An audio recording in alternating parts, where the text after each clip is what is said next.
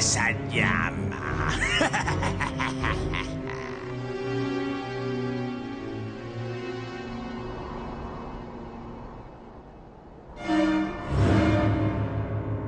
Bien, ¿qué hay para cenar hoy?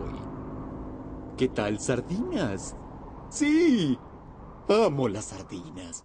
La forma perfecta de celebrar mi liberación de la soledad. Al fin, después de años de estar solo en esta casa, recibí respuesta a mis oraciones. Quéjense lo que quieran. Estoy cansado de estar solo aquí. Tardé muchos años, pero ya perfeccioné mi último invento. ¡Ah!